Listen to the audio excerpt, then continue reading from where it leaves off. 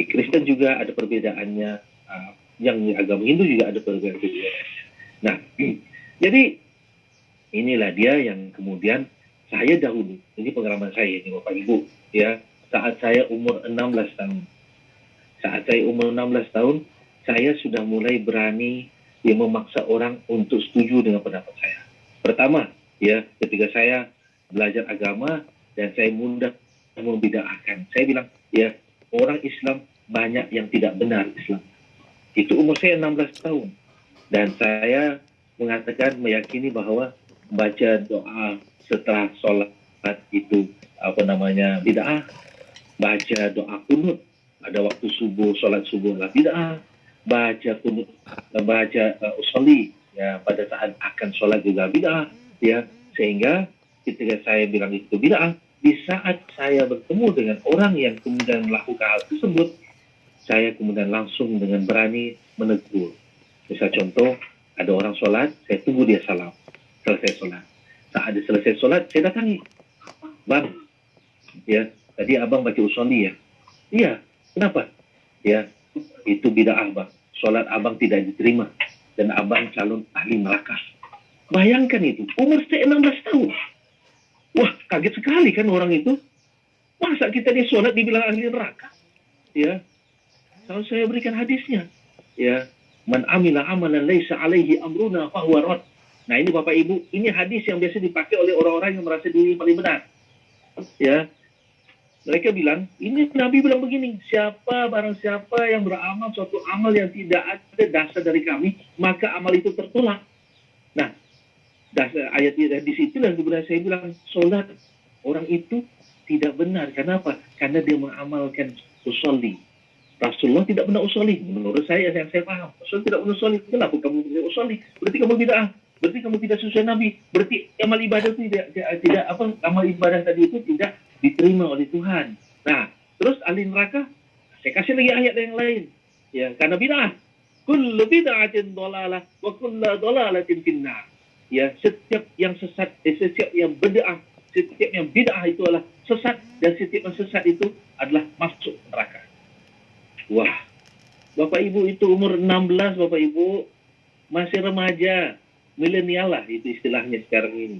Ya, saya sudah berani itu. Ya, padahal Bapak Ibu, ya, itu cuma perbedaan pendapat. Ya, ada ulama punya dasarnya yang mengatakan bahwa ya baca usolli pada saat sholat. Memang ada ulama yang berpendapat tidak perlu baca usolli. Ya, ini masalah fikih beginilah dia.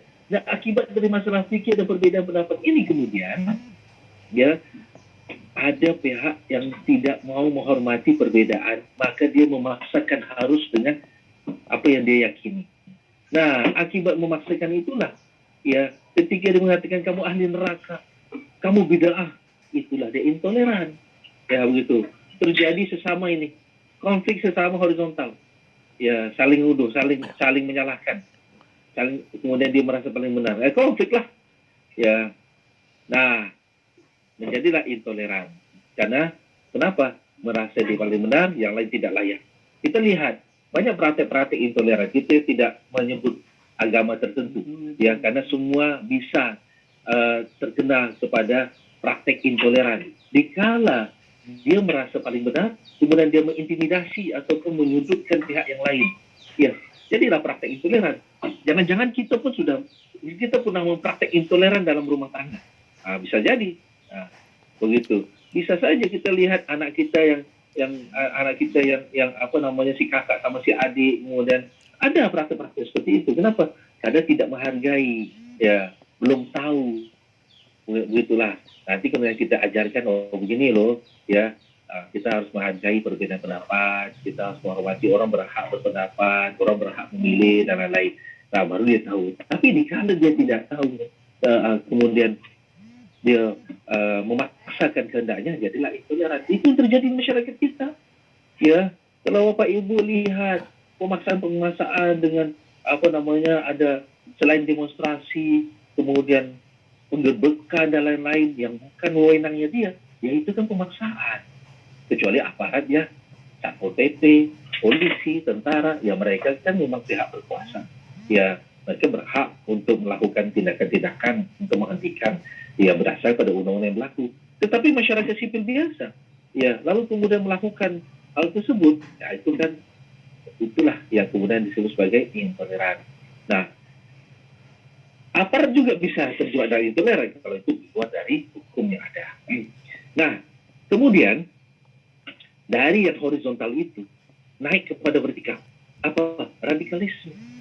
Ya, yang disebut radikal, radikal itu tidak ada salahnya. Ini juga perbedaan dari masalah definisi dan juga pendapat para akademisi. Ya, saya memilih bahwa kata radikal sesuai dalam Kamus Besar Bahasa Indonesia.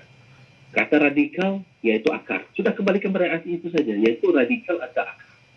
Ya, siapa saja bisa bersikap radikal. Maksud saya, radikal ini dalam rangka untuk bersungguh-sungguh, ya, belajar dengan radikal, berjuang dengan radikal, ya, bekerja dengan radikal, karena sampai ke akar-akarnya bersungguh-sungguh, ya begitu. Tetapi, ya, dalam Kamus Besar Indonesia, ketika disebut radikalisme, Kamus Besar Bahasa Indonesia kemudian menjelaskan paham atau aliran yang menginginkan perubahan secara drastis, ya, politik, ya, dan apa namanya itu keyakinan, ingin merubah sistem negara, begitu. Nah, jadi di situ ada penekanan dari Kamus Besar Bahasa Indonesia. Bisa ada definisi dari akademisi yang lain, namun saya berpegang pada itu, ya. Jelas bahwa radikalisme itu arahnya pada pemerintah, mau merubah sistem yang ada. Kalau tadi